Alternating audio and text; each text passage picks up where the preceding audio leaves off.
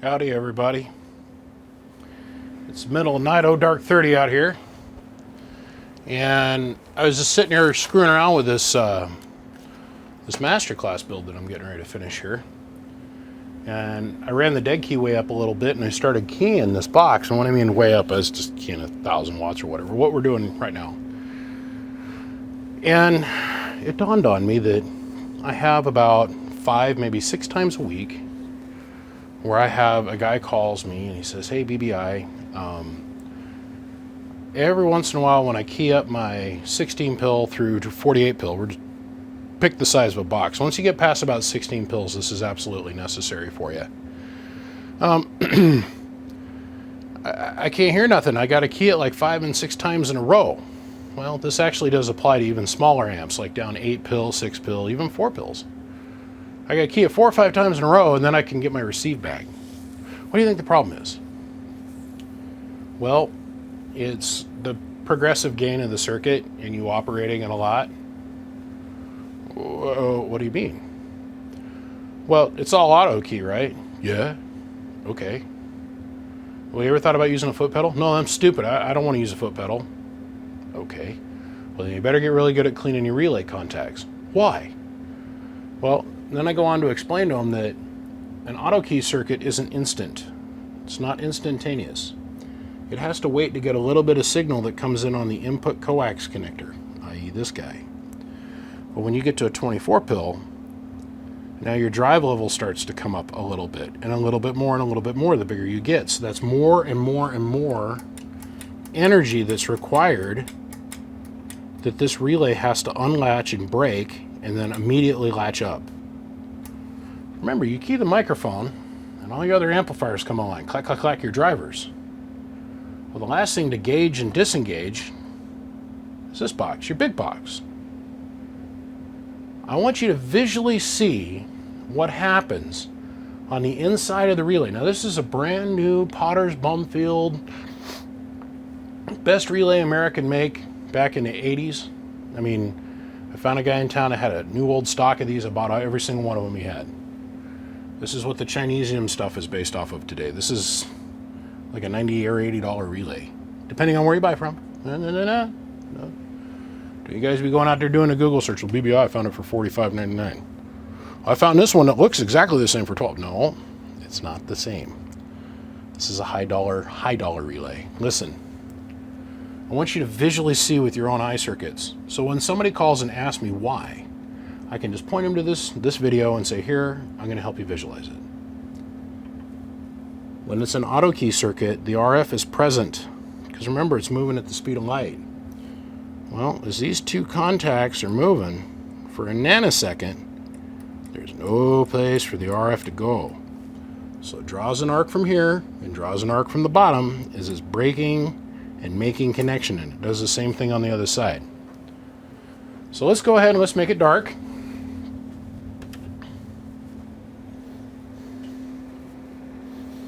And let's turn this. Now this is all happening every single time you key up. Let's turn on our little bit of a driver here.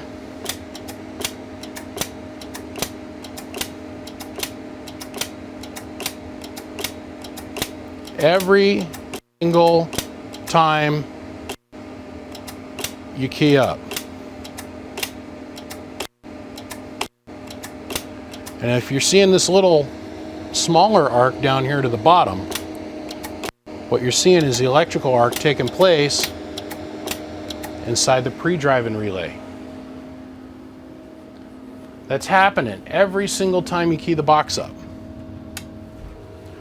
So you get out there and you get chitty-chatting, start talking your balls off. So you're seeing 3 arcs. Arc 1 from the little driver relay to help keep the transistor from having to pass so much current. We use this relay to trip the big relay. Okay? And that's what we're seeing arc down here. This arcing up here, we'll do it with the lights on now. It's so bright you can see it with the lights on. It's just as impressive. You see that? Well, each time you key that up, there's just a little bit more carbon score that builds up every single time. So there's a reason that the old ham guys, back in the day with the Kenwoods and ICOM, or the Kenwoods and the Drakes, the Henrys, SBs, why they have a relay port on the back is for a foot pedal to help prevent this relay wear and you losing the hearing on your receive. And it's really hard on the components too.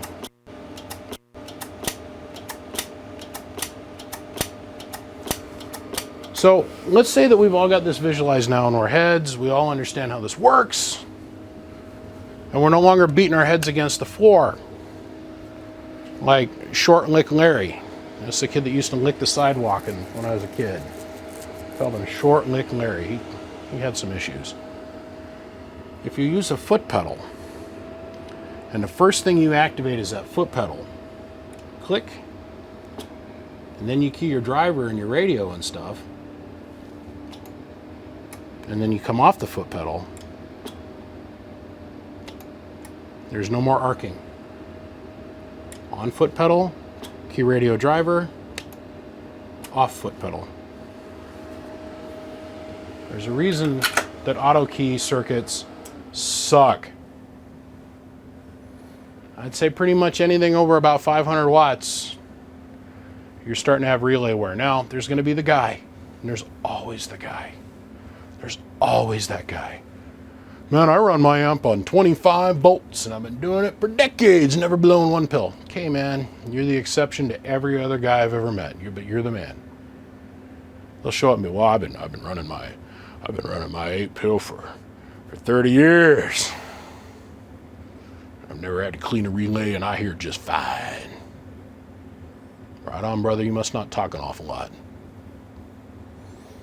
The number one response I get from people when I tell them, well, it's just a dirty relay, they go, well, how can that be? You don't understand, BBI. I got dust covers. I got dust covers and vents on top of my amplifier. I got Shrine built around it. I got Shrine, BBI. You don't understand. I rub it down thoroughly. I put wax on it. I take my picture with it. I post it up on my Insta. Every Wednesday on Thursday, all the girls would come over, drink a little bit of this, a little bit of that, smoke a little bit of this, and then we make love next to it because it's so sweet. My amplifier never been cleaned. There's no way the relay can be dirty. And what they're thinking about is physical dirt. What I'm talking about is carbon score on the inside of the relay, and it's making it so that the contact points can't make good connection. Now, I'm going to show you the G.I. Joe trick. This thing is called a varnishing tool. You can get them off of eBay, Amazon, pretty much anywhere. Alibaba if you want to. This is a special tool. It has got little tiny diamonds impregnated in it, and it's just the right texture and grit and a hibby and a jibby to clean the relay. Or you can get yourself out a bill, any bill, it doesn't matter. It doesn't have to be 100, it could be a 1, as long as it's new and it's crisp. First you fold the bill in half, then you fold it in half again. Make a nice tight crease on it. Then you're going to take and put it in a relay contact and do this. Whoa. Bow, chicka, chicka, chicka, bow, chicka, chicka, chicka. You're going to lift up on the contact so it makes good connection. Just do it real lightly. Then you do the same thing on the bottom. See that? Bow, chicka, chicka, chicka, chicka, chicka, chicka, chicka, bow, chicka, chicka, chicka, chicka, chicka, chicka. That's all there is to it. Do it on both sides. And you'll get your receive back. But what causes it is this catastrophic arcing.